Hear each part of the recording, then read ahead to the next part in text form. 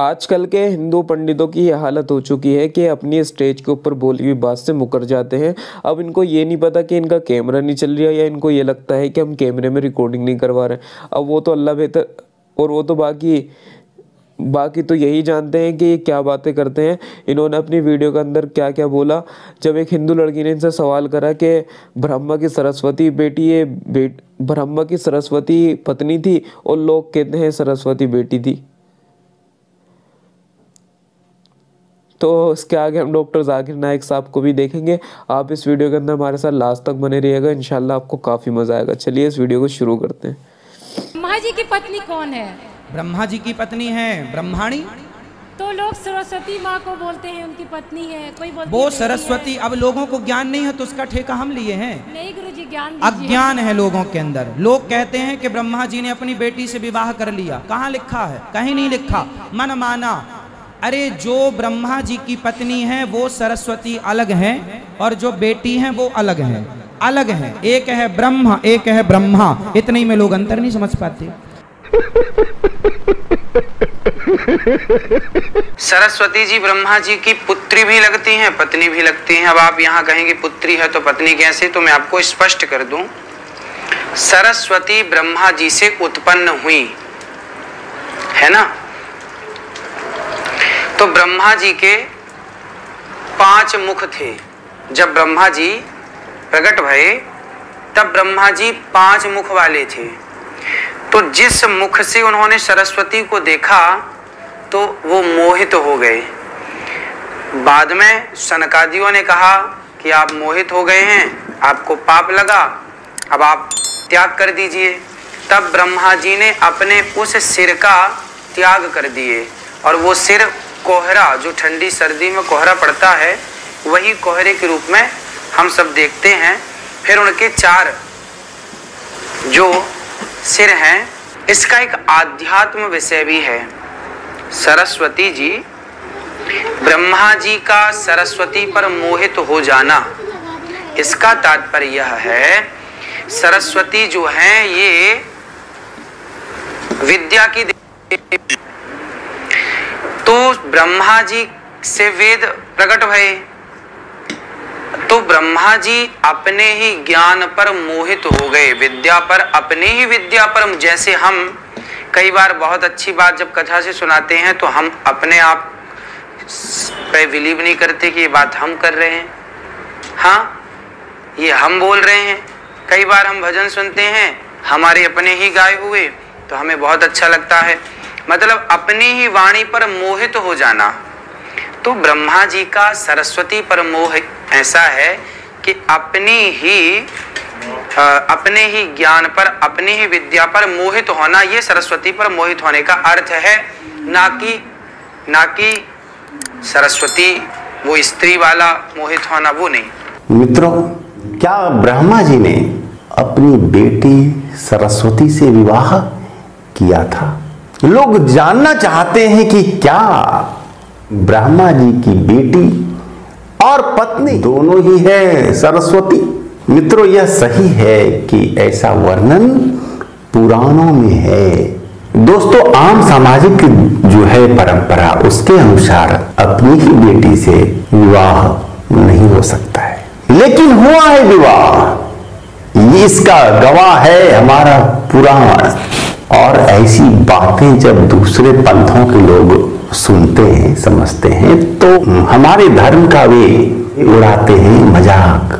कुरान में जिस से मुमानियत है जो आपके लिए शादी में हराम है, उसका जिक्र कहा गया सूरह निसा में, सूरह नंबर 4 आयत नंबर 22, 23 और 24 में। मैंने पहले भी कहा हूँ कि इस्लाम में कहा गया कि आप अपनी माँ से नहीं शादी कर सकते, आपकी बहन से नहीं, आपकी बेटी से नहीं, आपके भाई के बेटी से नहीं, आपके बहन के बेटी से नहीं, आपके वालदा के बहन से नहीं, आपके वालिद के बहन से नहीं, वगैरह वगैरह। इसके अंदर चचाजाद भाई और बहन का जिक्र नहीं है। तो क्यों अलाउड है? इसे कहते हैं कॉन्सैंग्यूनियस मैरिजेस, अंग्रेजी में कहते हैं कॉन्सैंग्यूनियस marriages.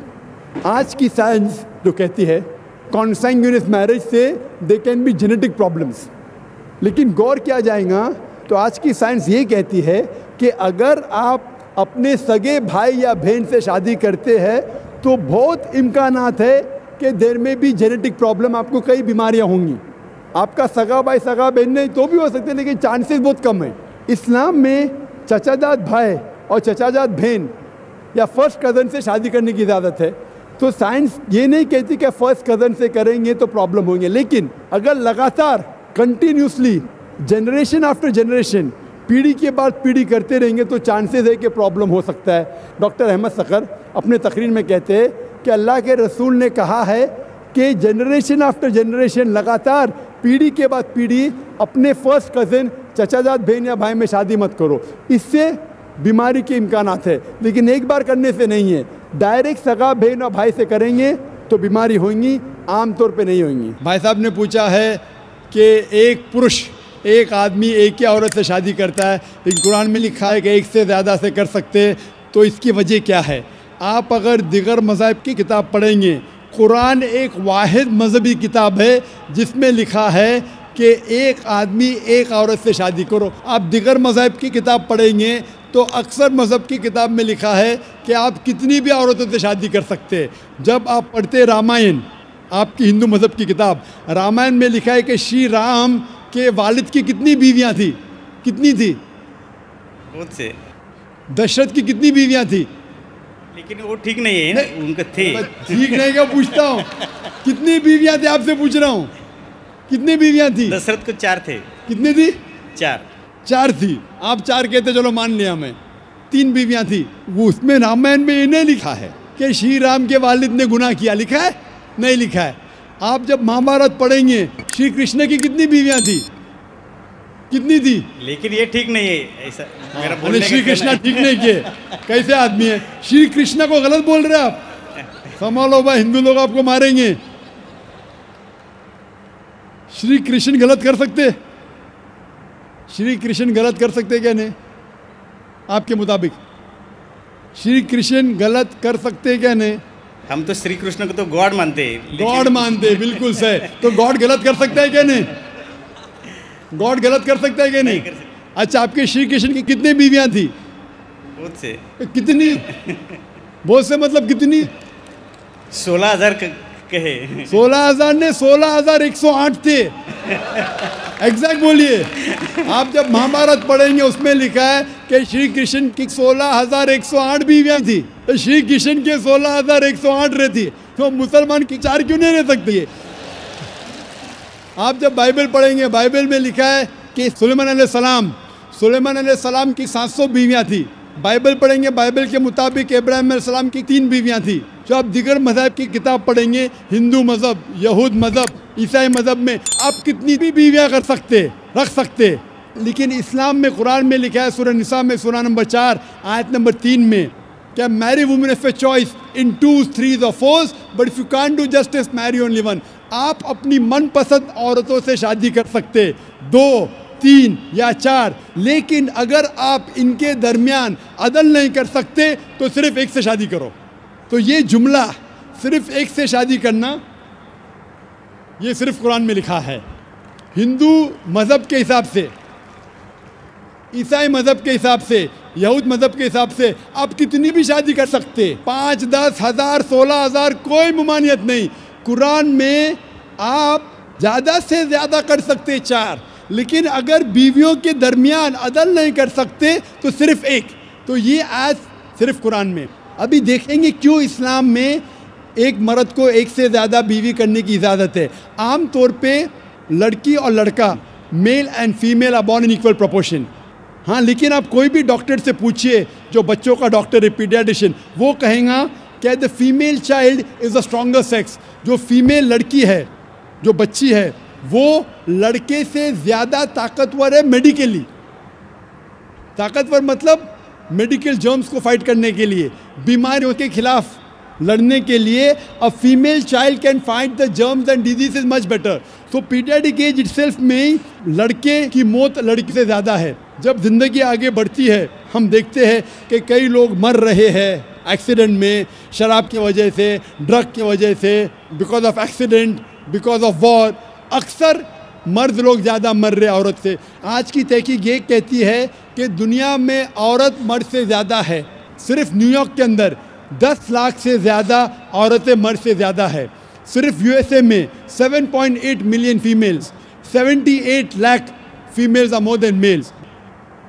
In Germany alone 50 lakh female male से ज़्यादा है. यूके में सिर्फ 40 लाख औरतें आदमियों से ज़्यादा है. रशिया में 90 लाख औरतें आदमी से ज़्यादा है. अल्लाह सुब्हानहू व तआला जानता है कितनी लाखों औरतें, करोड़ों औरतें आदमी से ज़्यादा है. सिर्फ चंद ममालिक में, इंडिया और दिगर थर्ड वर्ल्ड कंट्री में औरतें मर्द से कम है. क्योंकि हिंदुस्तान में फीमेल इन्फेंटिसाइड है, फीमेल फीटिसाइड है. बच्चा पैदा होने के पहले पता चल जाता लड़की है तो उसको अबॉर्शन करो.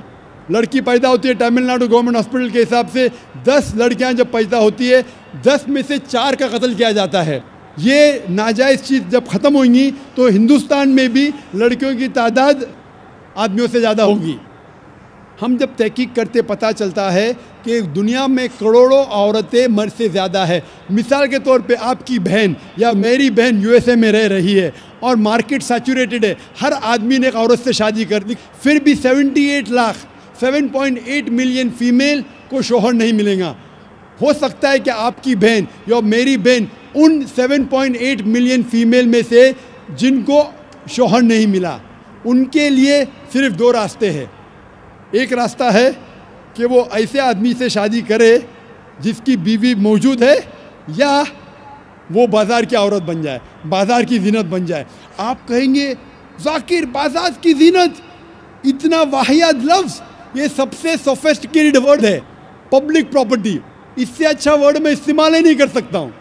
और कोई भी मॉडेस्ट लड़की औरत ये कहेंगी कि जब दोनों के बीच में चॉइस है, मैं पसंद करूँगी एक आदमी की बीवी बनूँ जिसकी बीवी मौजूद है बनिस्बत बाज़ार की जीनत बनूँ. और आप देखते हैं कि यूएसए में एक आदमी 8 औरतों से जिना करता है शादी करने के पहले. कितने? 8. कोई करता है 2, कोई करता है 4, कोई नहीं करता है, कोई 20. एवरेज स्टैटिस्टिक्स कहती है कि 8 औरतों से जिना करता है शादी करने के पहले. शादी करने के बाद नहीं लिखा है कितनी. ये यूएसए ये नहीं तस्लीम करता कि 2 बीवी. क्यों? इस्लाम में जब एक औरत एक आदमी की बीवी बनती है जिसकी बीवी है, दूसरी बीवी बनने के बावजूद उस औरत को इज़्ज़त मिलती है, उसकी आबरू रहती है, उसको सारे अपने हुकूक मिलते हैं. जब बाज़ार औरत को, बाज़ार की जीनत की औरत को अपने हुकूक नहीं मिलते, उसकी इज़्ज़त नहीं रहती, उसकी आबरू नहीं रहती. इसीलिए इस्लाम में कुछ आदमियों को एक से ज़्यादा बीवी करने की इजाज़त है ताकि औरतों की इज़्ज़त इस दुनिया में बरकरार रहे.